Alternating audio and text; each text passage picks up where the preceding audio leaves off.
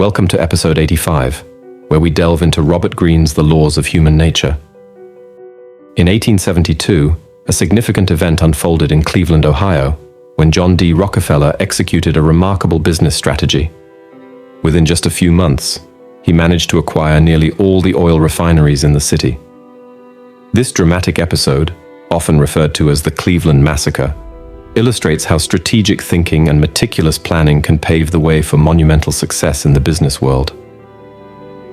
Rockefeller wasn't like most businessmen. On the outside, he seemed calm and polite.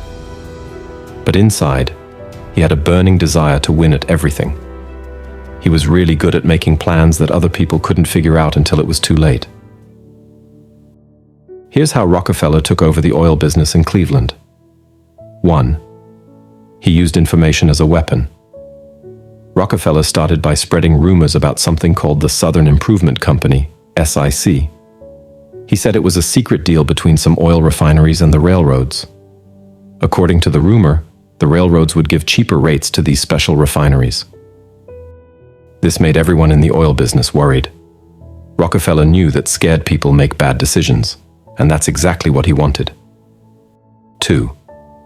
He talked to people one by one.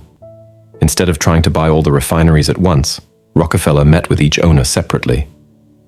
This was really smart because it stopped the owners from working together against him. He offered different deals to different people, which made them compete with each other to sell to him. 3. He made people think they had no choice. When Rockefeller talked to the refinery owners, he made it sound like selling to him was their only option. He said the oil business was going to get really tough, and only he could save them from losing everything. This trick made people believe that selling to him was the smart thing to do. 4.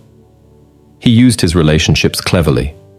Rockefeller was extra smart when he dealt with the important man named Colonel Oliver H. Payne. Payne was well respected in Cleveland. Rockefeller told him about the SIC first and offered him a really good deal. When Payne sold his refinery to Rockefeller, it made other people think they should do the same. 5. He changed his approach as he went along. At first, Rockefeller offered good prices for the refineries. But as more and more people sold to him, he started offering less money. He knew that as he got stronger, the other owners got weaker and more desperate to sell. 6. He created fake pressure. The Southern Improvement Company that Rockefeller talked about? It never actually existed. He made it up to scare people into selling their refineries to him.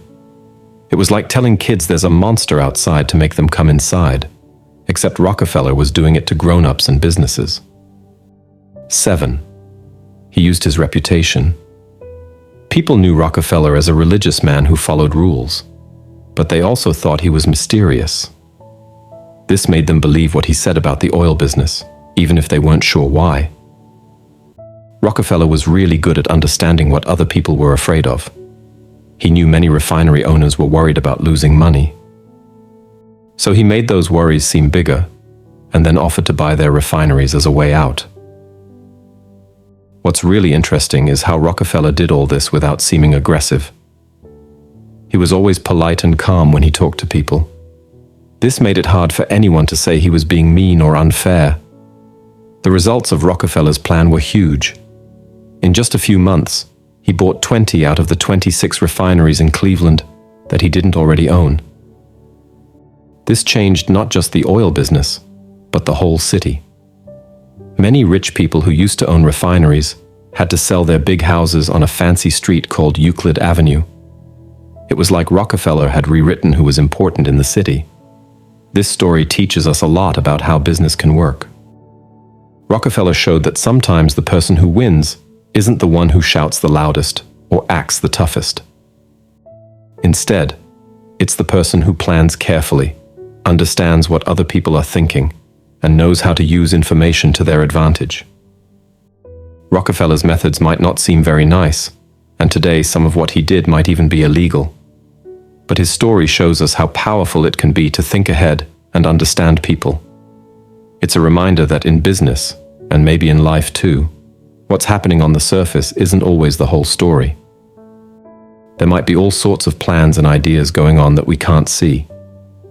The Cleveland Massacre is like a lesson book for anyone who wants to understand how big business decisions get made.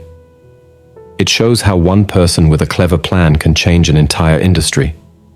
It also warns us to be careful and think critically about what's going on around us in the business world. Because sometimes the biggest changes happen so smoothly that we don't even notice until they're already done. We're now accepting a special kind of donation, your likes.